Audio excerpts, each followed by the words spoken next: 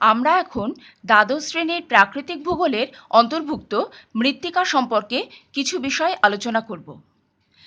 মাটি সৃষ্টির প্রক্রিয়া অত্যন্ত জটিল।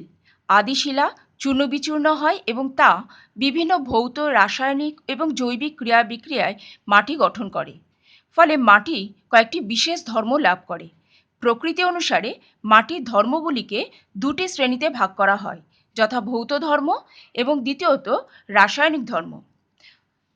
মাটির ভৌত ধর্ম। মাটির এমন কিছু ধর্ম আছে যা চোখে দেখে বা অনুভূতির মাধ্যমে শনাক্ত করা হয়। এগুলি হলো মাটির ভৌত ধর্ম। যেমন মাটির গ্রথন বা বুনন। মাটি বিভিন্ন আকৃতির দানাকৃতি পদার্থ দিয়ে গঠিত। 0.002 মিলিমিটার ব্যাসযুক্ত সূক্ষ্ম ও ক্ষুদ্র কণা হলো কর্দম। 0.10 মিলিমিটার ব্যাসযুক্ত মাঝারি দানা হলো পলি এবং 0.10 থেকে 1.0 মিলিমিটার ব্যাসযুক্ত বড় কণাগুলি হলো বালি। মৃত্তিকার কর্দম, পলি, বালির আপেক্ষিক অনুপাতকে মাটির গ্রথন বলে। মাটিতে বালির ভাগ বেশি থাকলে তা আলগা হয়, একে হালকা গ্রথনযুক্ত মাটি বলে। আবার মাটিতে কাদার ভাগ বেশি থাকলে তাকে ভারী গ্রথনযুক্ত মাটি বলে। মৃত্তিকার বিভিন্ন ভৌত ও রাসায়নিক বিক্রিয়ার হার মাটির গ্রথনের দ্বারাই প্রভাবিত হয়। আয়তনের ভিত্তিতে মাটির কণাগুলিকে কয়েকটি শ্রেণীতে ভাগ করা যায়। এদেরকে মাটির বিভেদ বলে। ইউএসডিএর নিয়ম অনুযায়ী মাটির বিভেদ 7 প্রকার এবং গ্রথন 12 প্রকার। প্রধানত গ্রথন ত্রিভুজের দ্বারা মৃত্তিকার গ্রথন নির্ণয় করা হয়। একটি সমবাহু ত্রিভুজের 3টি বাহুতে কাদা, পলি ও বালির শতকরা মান বসিয়ে গ্রথন নির্ণয় করাই হলো গ্রথন ত্রিভুজ। মাটির গ্রথনের গুরুত্ব, অর্থাৎ কতগুলি বিষয় মাটির গ্রথনের দ্বারা নিয়ন্ত্রিত হয়। যেমন মাটিতে উদ্ভিদ শিকড়ের প্রবেশতা, মাটিতে জলের অনুপ্রবেশ, মাটিতে বায়ু চলাচল, এগুলি হালকা গ্রথনযুক্ত মাটিতে বেশি মাত্রায় কার্যকরী থাকে। আবার ভারী গ্রথনযুক্ত মৃত্তিকায় ফাঁক অনেক কম থাকায় জল ধারণ ক্ষমতা অনেক বেশি। অন্যদিকে ভারী গ্রথনযুক্ত মাটিতে পুষ্টি খনিজ আলগাভাবে থাকায় মাটি উর্বর হয়ে থাকে। আবার কর্দম কণার উপস্থিতি থাকায় ভারী গ্রথনযুক্ত মাটি গঠন দৃঢ় হয়। এছাড়াও মাটির তাপমাত্রা, মাটিকে লাঙল চলাচলের সুবিধা অসুবিধা, এগুলি মাটির গ্রথন দ্বারা নিয়ন্ত্রিত হয়ে থাকে। দ্বিতীয়ত মাটির গঠন। কাদা, পলি, বালি প্রভৃতি বিভিন্ন আকৃতির মৃত্তিকা কণা সংযুক্ত হয়ে একটি সুস্পষ্ট বিন্যাস সৃষ্টি করে। মাটির এই বিন্যাসকেই মাটির গঠন বলে। প্লেটগুলির দৃঢ়তা ও স্থায়িত্বের ওপর ভিত্তি করে মাটিকে 4 রকম গঠনে ভাগ করা যায়। যেমন 1 হচ্ছে প্লেট বা থালার মতো, 2 প্রিজমের মতো, 3 চায় বা ব্লকরূপী এবং চতুর্থত দানাদার গঠন। এর গুরুত্বগুলি হলো, অর্থাৎ মাটির গঠনের গুরুত্ব: 1, মাটির গঠনে ফাঁকের সৃষ্টি হলে জল ও বায়ুর প্রবেশের পথ অনেক ভালো থাকে, ফলে মাটি উর্বর হয়ে থাকে। দ্বিতীয়ত, গঠন অনুকূল হলে প্রবেশতা বাড়ে, ফলে পৃষ্ঠপ্রবাহ কমে যায় এবং ভূমিক্ষয় কম হয়। এছাড়াও কৈশিক প্রক্রিয়াও নিয়ন্ত্রিত হয়। তৃতীয়ত আমরা দেখব মাটির ঘনত্ব। 1 একক আয়তন বিশিষ্ট মৃত্তিকার মধ্যে যে পরিমাণ কঠিন পদার্থ থাকে তার ভরই হলো মৃত্তিকার প্রকৃত ঘনত্ব। তবে মৃত্তিকাস্থিত অনুছিদ্রকে ধরে নিয়ে যে ভর পরিমাপ করা হয় তাকে আপাত ঘনত্ব বলে। মাটির ভৌত পরিবেশ নির্ধারণে মাটির ঘনত্ব প্রভাব ফেলে। চতুর্থত, অনুছিদ্র স্থান বা সছিদ্রতা। 2 বা ততোধিক মৃত্তিকা কণার মধ্যে অসংখ্য ফাঁক থাকে।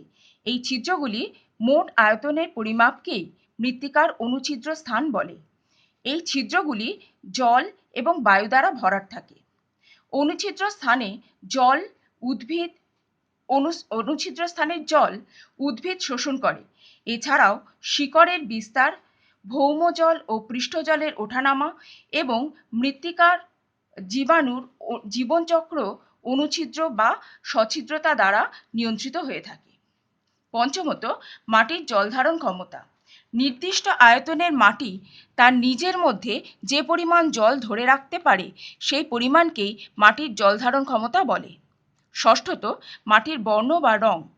মাটিতে জৈব পদার্থের উপস্থিতি, খনিজ পদার্থ, আদিশিলার প্রকৃতি, আর্দ্রতা প্রভৃতির কারণে মাটি লাল, কালো, বাদামি, ধূসর প্রভৃতি বিভিন্ন রঙের হয়ে থাকে। এখন আমরা দেখব মাটির রাসায়নিক ধর্মগুলি সম্পর্কে। মাটি যে সকল গুণাগুণ রাসায়নিক পরীক্ষার দ্বারা নিরূপণ করা সম্ভব সেই সকল গুণাগুণকে মাটির রাসায়নিক ধর্ম বলে। প্রথমত, মাটির বিক্রিয়া। মাটির দ্রবণে হাইড্রোজেন আয়ন এবং হাইড্রক্সিল আয়নের পরিমাণের ভিত্তিতে গড়ে ওঠা অম্লতা, নিরপেক্ষ অবস্থা, ক্ষারকীয়তাকে মাটির বিক্রিয়া বলে। মাটির অম্লতা, ক্ষারকীয়তা পিএইচ এর দ্বারা প্রকাশ করা হয়। পিএইচ এর মান 7 হলে সেই মাটি প্রশমিত বা নিরপেক্ষ মাটি, 7 এর কম হলে আম্লিক এবং 7 থেকে 14 মধ্যে থাকলে তা ক্ষারকীয় হয়। দ্বিতীয়ত, ক্যাটায়ন বিনিময় ক্ষমতা। মাটির কলয়েডীয় কণা দিয়ে অধিশোষিত ক্যাটায়নগুলি যে পদ্ধতিতে অন্য ক্যাটায়নের মাধ্যমে স্থান বিনিময় ঘটায় তাকে ক্যাটায়ন বিনিময় বলে। তৃতীয়ত, মাটির জৈব পদার্থ। জৈব পদার্থ মাটির অত্যন্ত গুরুত্বপূর্ণ উপাদান। জৈব পদার্থ জীবিত, অবিশ্লেষিত, আংশিক বা সম্পূর্ণ বিশ্লেষিত অবস্থায় মাটিতে থাকে। সম্পূর্ণ বিশ্লেষিত জৈব পদার্থই হলো হিউমাস। মাটির উর্বরতা এবং মাটির পুষ্টি সম্পর্কে আমরা এখন দেখব। মাটির উর্বরতা। উর্বরতা মাটির একটি বিশেষ ধর্ম, যার ওপর উদ্ভিদের বৃদ্ধি, বিকাশ ও উৎপাদনশীলতা নির্ভর করে। অর্থাৎ উর্বরতা হলো মাটির এমন একটি অবস্থা যা গাছের উৎপাদিকা শক্তিকে নিয়ন্ত্রণ করে। যে মাটি যত বেশি উর্বর তার উৎপাদিকা শক্তি তত বেশি। মাটির উর্বরতা তথা গাছের বৃদ্ধি নির্ভর করে বেশ কিছু পুষ্টি মৌলের ওপর, যা উদ্ভিদ মাটি ও বায়ুমণ্ডল থেকে গ্রহণ করে। মাটির উর্বরতা দুরকম, এক সহজাত অর্থাৎ প্রাকৃতিক নিয়মে সৃষ্ট উর্বরতা এবং দুই অর্জিত উর্বরতা অর্থাৎ জমিতে সার দিয়ে জলসেচ ও ভূমিকর্ষণের ফলে এই উর্বরতা সৃষ্টি হয়ে থাকে। বিভিন্নভাবে মাটির উর্বরতা বৃদ্ধি করা যায়, যথা জমিকর্ষণ, শস্যাবর্তন, জমিতে উপযুক্ত ভাবে ব্যবহার করা, সার প্রয়োগ, শিম্বগোত্রীয় ফসলের চাষ, মাটির আর্দ্রতা সংরক্ষণ, মাটির ক্ষয় রোধ, আগাছা দমন ইত্যাদি বিভিন্ন প্রক্রিয়া। কোনো মাটির শস্য উৎপাদনের ক্ষমতাকে মাটির উৎপাদিকা শক্তি বা উৎপাদন ক্ষমতা বলে। এবার আমরা দেখব উদ্ভিদ পুষ্টি সম্পর্কে। যে পদ্ধতিতে উদ্ভিদ মৃত্তিকার খনিজ, জৈব পদার্থ এবং দ্রবীভূত আয়ন থেকে পুষ্টি লাভ করে তাকে উদ্ভিদ পুষ্টি বলে। উদ্ভিদ সালোক সংশ্লেষ প্রক্রিয়ায় খাদ্য তৈরির সময় সূর্যালোক, কার্বন ডাই অক্সাইড, জল এবং উদ্ভিদের প্রয়োজনীয় পুষ্টিকর পদার্থ অর্থাৎ খনিজ পদার্থ সংগ্রহ করে বিশেষ পদ্ধতিতে এবং এই পদ্ধতিতেই সে পুষ্টি লাভ করে। উদ্ভিদের বৃদ্ধির জন্য 17 রকমের পুষ্টি পদার্থ প্রয়োজন। এর মধ্যে কার্বন, হাইড্রোজেন ও অক্সিজেনকে সালোক সংশ্লেষের সময় জৈব যৌগ রূপে গ্রহণ করে উদ্ভিদ। Nitrogen, phosphorus, potassium, calcium, magnesium ও গন্ধক এগুলিকে বেশি মাত্রায় এবং বাকিগুলিকে কম মাত্রায় উদ্ভিদ গ্রহণ করে থাকে। উদ্ভিদ তার বৃদ্ধির জন্য প্রয়োজনীয় বিভিন্ন পুষ্টিকর পদার্থ বায়ুমণ্ডল এবং মৃত্তিকা থেকে গ্রহণ করে। কিছুকাল উদ্ভিদ দেহে জৈবরূপে এগুলি সঞ্চিত থাকার পর সেগুলি পুনরায় সাধারণ পুষ্টিকর পদার্থ হিসাবে মাটিতে আবার ফিরে আসে। পুষ্টিকর পদার্থের এই চক্রাকার আবর্তনকে পুষ্টিচক্র বলে। এখন আমরা দেখব মৃত্তিকা শ্রেণীবিভাগ সম্পর্কে। প্রধানত মাটির গুণাগুণ সম্পর্কে ধারণা তৈরি, মাটির উর্বরতা ও উৎপাদনশীলতা সম্পর্কে ধারণা, এছাড়াও ভূমির ব্যবহার সম্পর্কে নীতি নির্ধারণ, উন্নয়নমূলক কাজকর্ম সম্পাদন, মাটির বিভিন্ন শ্রেণীর মধ্যে পারস্পরিক সম্পর্ক নির্ণয় ইত্যাদি কারণের জন্য মাটির শ্রেণীবিভাগ করা হয়ে থাকে। মাটির শ্রেণীবিভাগ হল মাটির বিভিন্ন বৈশিষ্ট্যের ভিত্তিতে শৃঙ্খলাবদ্ধভাবে আলাদা আলাদা বৈশিষ্ট্যের মাটিকে শ্রেণীভুক্ত করা। প্রাচীনকালে প্রধানত যখন কৃষিকার্য প্রাধান্য লাভ করে তখন মাটিকে উর্বর এবং অনুর্বর এই দুটি ভাগে ভাগ করা হতো। 1890 খ্রিস্টাব্দে ডোকুচেভ প্রধানত উৎপত্তির ওপর ভিত্তি করে মাটিকে তিনটি ভাগে ভাগ করেন: 1 আঞ্চলিক মাটি, 2 আন্তঃআঞ্চলিক মাটি এবং 3 অনাঞ্চলিক মাটি। প্রথমে আমরা দেখব আঞ্চলিক মাটি। জলবায়ু ও স্বাভাবিক উদ্ভিদের ওপর ভিত্তি করে বিস্তীর্ণ অঞ্চলে যে মাটি গড়ে ওঠে তাকে আঞ্চলিক মাটি বলে। এই মাটির পরিলেখ বা হরাইজন অত্যন্ত স্পষ্ট। পডজোল, চার্নোজেম, সিরোজেম, ল্যাটেরাইট প্রভৃতি হলো এই প্রকার মাটি। দ্বিতীয়ত আঞ্চলিক মাটি। ভূপ্রকৃতি ও শিলার বৈশিষ্ট্যের প্রভাবে আঞ্চলিক মাটির মধ্যেই যে বিশেষ ধরনের মৃত্তিকা গড়ে ওঠে তাকে আন্তঃআঞ্চলিক মাটি বলে, যেমন আম্লিক মাটি, ক্ষারকীয় মাটি, পিট মাটি ইত্যাদি। তৃতীয়ত অনাঞ্চলিক মাটি। উৎপত্তি স্থল থেকে প্রাকৃতিক শক্তির মাধ্যমে বাহিত হয়ে অন্য স্থানে সঞ্চিত হয়ে যে মাটি গঠিত হয় তাকে অনাঞ্চলিক মাটি বলে, যেমন পলি মাটি, বেলে মাটি, লোয়েস মাটি প্রভৃতি। ইউএসডি এর সপ্তম সামীপ্য অনুযায়ী মাটিকে প্রধানত 12টি বর্গে ভাগ করা হয়। এগুলি হলো: অ্যান্টিসল। বয়সে নবীন এই মাটি নদী উপত্যকা, পাহাড়ের ঢাল, বালিয়াড়ি অঞ্চলে গড়ে ওঠে। বিভিন্ন প্রাকৃতিক শক্তির বহন ও সঞ্চয় কার্যের দ্বারা এই মাটি গঠিত হয়। এর বৈশিষ্ট্যগুলি হলো সুনির্দিষ্ট স্তর বা হরাইজন এখানে থাকে না। আদি শিলার পার্থক্যের কারণে মাটিভেদ প্রধানত মাটির উৎপাদনে তারতম্য দেখতে পাওয়া যায়। বিভিন্ন স্থানে বিভিন্ন ধরনের মাটি দেখা যায়। উর্বরতা সকল স্থানে সমান নয়। প্রধানত পলল মাটি এবং রেগোসল হচ্ছে এর প্রধান উদাহরণ। দ্বিতীয়ত ভার্টিসল। ক্লে খনিজ দ্বারা গঠিত এই মাটি জল পেলে ফুলে ওঠে এবং শুকিয়ে গেলে শক্ত ও বড় ফাটল সৃষ্টি করে। উষ্ণ, আর্দ্র ও মরুপ্রায় জলবায়ু অঞ্চলে এই ধরনের মাটির সৃষ্টি হতে দেখা যায়। এর বৈশিষ্ট্যগুলো হলো মাটির রং গভীর এবং জৈব পদার্থের পরিমাণ 1 থেকে 6%। ক্যাটায়ন বিনিময় ক্ষমতা বেশি বলে এই মাটি উর্বর। পৃথিবীর বরফমুক্ত অঞ্চলের 2% এই মাটি দ্বারাই আবৃত। এর উদাহরণগুলো হলো কৃষ্ণ মৃত্তিকা, সাভানা অঞ্চলের মৃত্তিকা ইত্যাদি। তৃতীয়ত ইনসেপ্টিসল। এই মাটি বয়সে অপেক্ষাকৃত তরুণ। মাটির পরিলেখ দেখা গেলেও তা খুব সুস্পষ্ট নয়। পার্বত্য পরিবেশে আর্দ্র ও আর্দ্রপ্রায় অঞ্চলে এই ধরনের মাটি দেখা যায়। এর বৈশিষ্ট্যগুলো হলো এই মাটিতে পরিলেখ গঠন শুরুর পর্যায়ে থাকে। দ্বিতীয়ত আম্লিক জাতীয় মাটি এটি। উৎপাদনশীলতা সব স্থানে সমান নয়। উৎপাদনশীলতা নির্ভর করে মাটিতে ক্লে এবং জৈব পদার্থের পরিমাণের ওপর। প্রধানত পৃথিবীর বরফমুক্ত অঞ্চলে 10% এই মাটি দ্বারা আবৃত। এর উদাহরণ হলো বাদামি মৃত্তিকা, যেগুলো বনাঞ্চলে পাওয়া যায়। এরপর অ্যারিডিসল। ক্যালসিয়াম কার্বনেট সমৃদ্ধ এই মাটি শুষ্ক এবং মরুভূমি ও মরুপ্রায় অঞ্চলে দেখা যায়।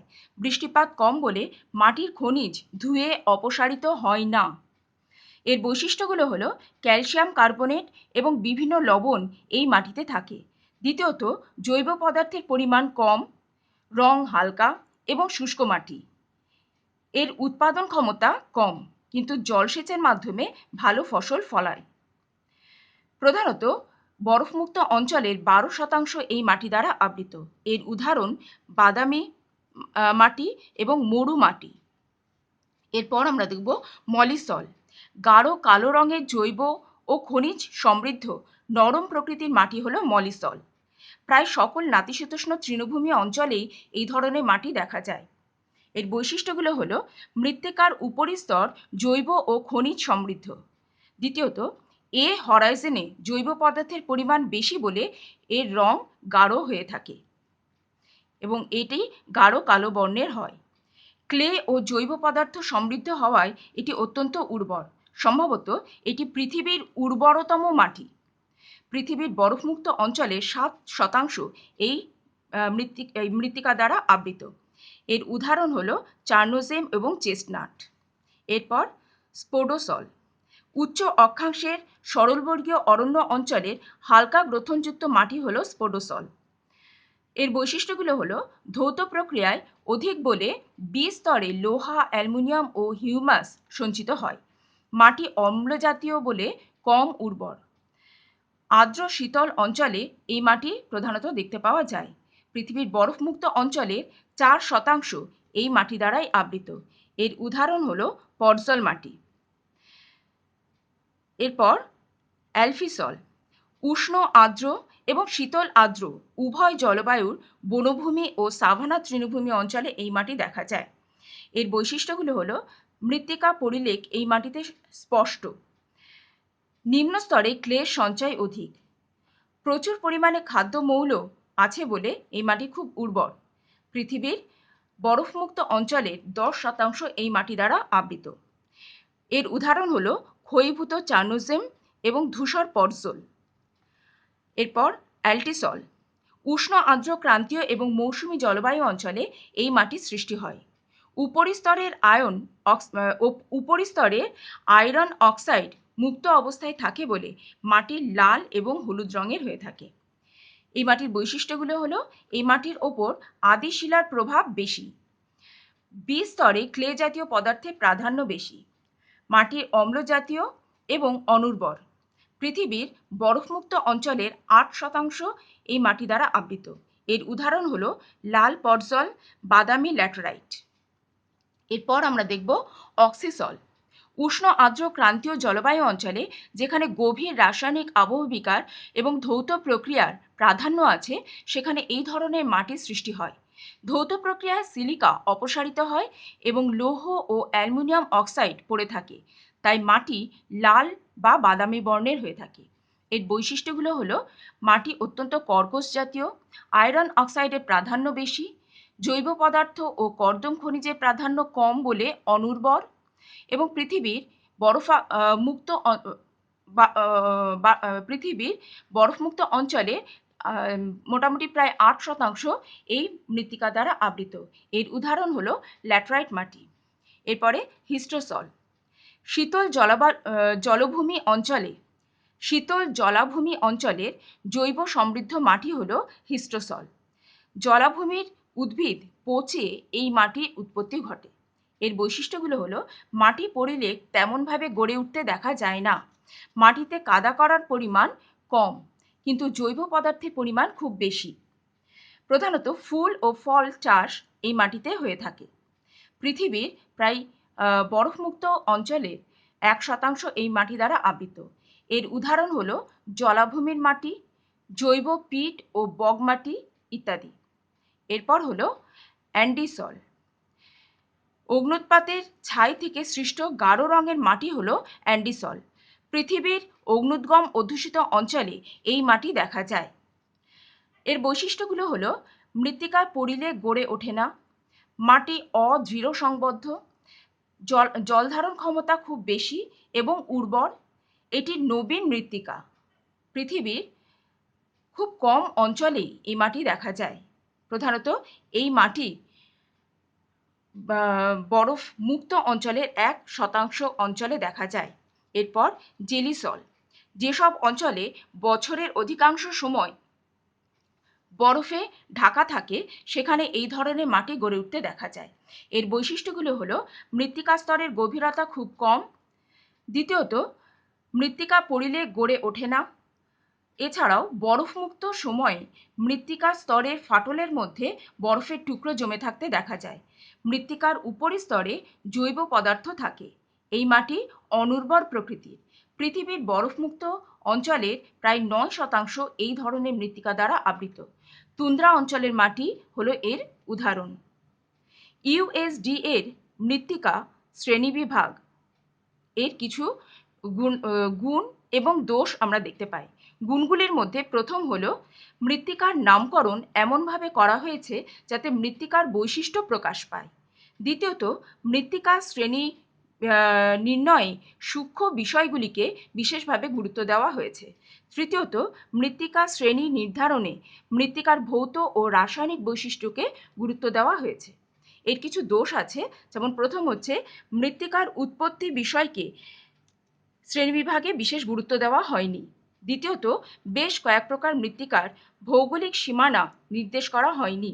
তৃতীয়ত, জলাভূমি এবং লবণাক্ত মৃত্তিকায় বিশেষ কোনো বর্গ এখানে নির্ধারণ করা হয়নি। এখন আমরা দেখব মৃত্তিকা অবনমন এবং মৃত্তিকার সংরক্ষণ সম্পর্কে। মৃত্তিকা একটি অত্যন্ত গুরুত্বপূর্ণ প্রাকৃতিক সম্পদ, কিন্তু মানুষের কিছু অবিবেচনাপ্রসূত কাজকর্ম মাটির গুণাগুণের বা মাটির মানের অবনমন ঘটাচ্ছে, ফলে ফসল উৎপাদনেও এর কুপ্রভাব পড়ছে। মানুষের কাজকর্মের প্রভাবে মৃত্তিকার গুণগত মান ও ফসলের উৎপাদনশীলতা হ্রাসই হল মৃত্তিকার অবনমন। মৃত্তিকা ক্ষয় এবং মৃত্তিকা দূষণের মাধ্যমে মৃত্তিকার অবনমন ঘটে। প্রথমে আমরা দেখব মৃত্তিকা ক্ষয় সম্পর্কে। বৃষ্টিপাত, নদী, বায়ু, হিমবাহ, সমুদ্র তরঙ্গ প্রভৃতি প্রাকৃতিক শক্তিগুলির ক্রিয়ায় মাটির কণাগুলি শিথিল হয়ে পড়ে এবং এই শক্তিগুলির দ্বারাই অপসারিত হয়। মৃত্তিকা যে হারে সৃষ্টি হয় তার থেকে কম হারে যখন অপসারণ হয়, মৃত্তিকা যে হারে সৃষ্টি হয় তার থেকে অপসারণের হার যখন অনেক বেশি হয়, তখন তাকে বলা হয় মৃত্তিকা ক্ষয়। বৃষ্টির জল ও বরফ গলা জল, বায়ু, হিমবাহ এবং সমুদ্র তরঙ্গ এই চারটি শক্তির মাধ্যমে মৃত্তিকা ক্ষয়প্রাপ্ত হয়।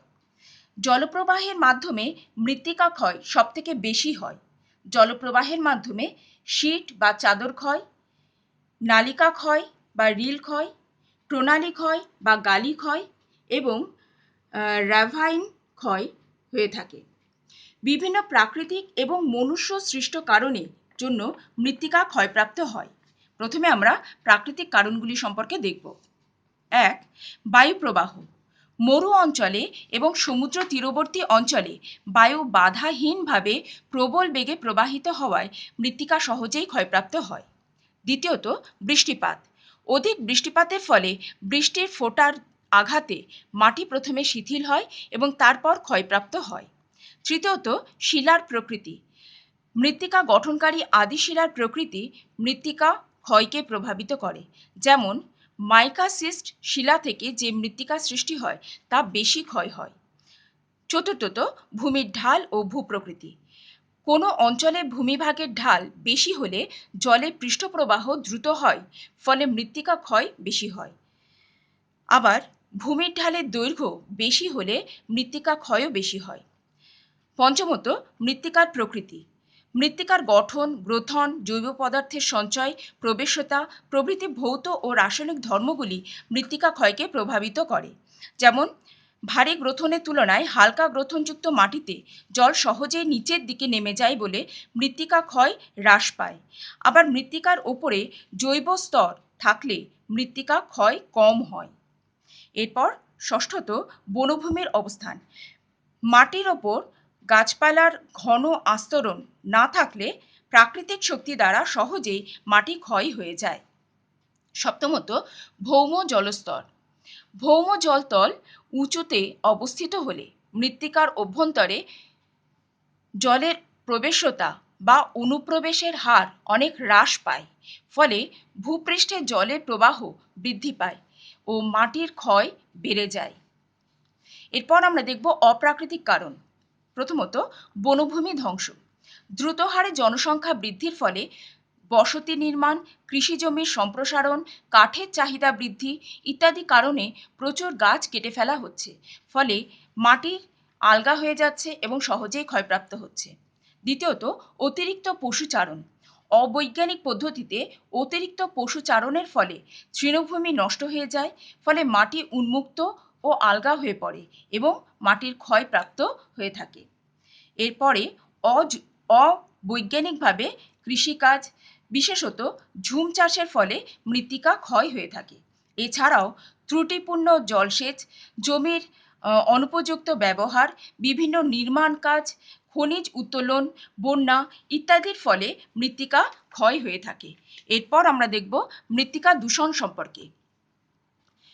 কীটনাশক, অজৈব যৌগ, জৈব বর্জ্য প্রভৃতি দূষকের প্রভাবে যখন মৃত্তিকার গুণগত মান অর্থাৎ উর্বরতা ও উৎপাদনশীলতা হ্রাস পায়, তখন তাকে মৃত্তিকা দূষণ বলে।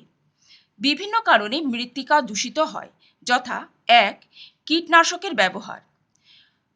পতঙ্গনাশক, ছত্রাকনাশক, আগাছানাশকের ব্যবহারে মাটির গুণগত মানের অবক্ষয় ঘটে। ২.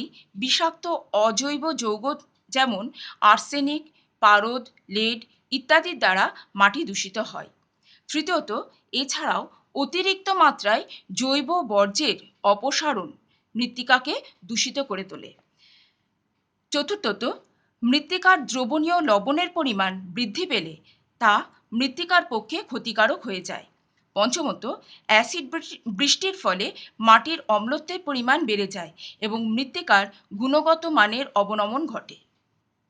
মৃত্তিকার অবনমনের প্রত্যক্ষ ও পরোক্ষ প্রভাব লক্ষ্য করা যায়।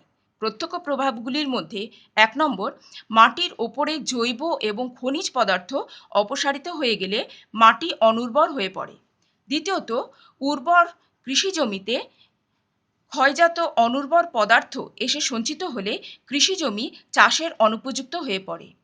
তৃতীয়ত, ক্ষয়প্রাপ্ত মৃত্তিকা জলাধারে সঞ্চিত হলে জলাধারের জলধারণ ক্ষমতা হ্রাস পায়, ফলে বন্যার সৃষ্টি হয়। চতুর্থত, মাটিতে ক্ষতিকারক ধাতব পদার্থের উপস্থিতির ফলে উপরিউক্ত ব্যাকটেরিয়াগুলির, বিশেষ করে যেগুলি অত্যন্ত আমাদের কাছে উপকারী ব্যাকটেরিয়া, সেগুলোর মৃত্যু ঘটে।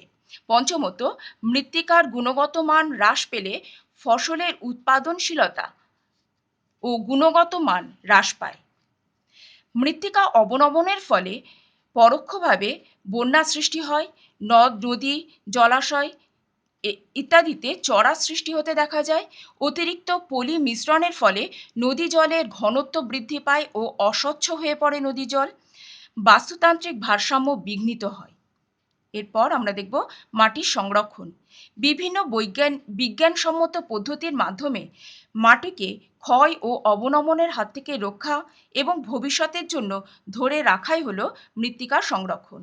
বিভিন্ন জৈবিক পদ্ধতি যেমন শস্যাবর্তন, স্ট্রিপ ক্রপিং, মালচিং, জৈব সারের ব্যবহার বৃদ্ধি ইত্যাদির দ্বারা এবং যান্ত্রিক পদ্ধতি যেমন ধাপ চাষ, সমোন্নতি রেখা বরাবর চাষ, বেঞ্চ সোপান গঠন, মরু ও মরুপ্রায় অঞ্চলে বৃক্ষরোপণ, নদী তীরের ক্ষয় নিয়ন্ত্রণ ইত্যাদি পদ্ধতির মাধ্যমে মৃত্তিকা সংরক্ষণ করা যায়।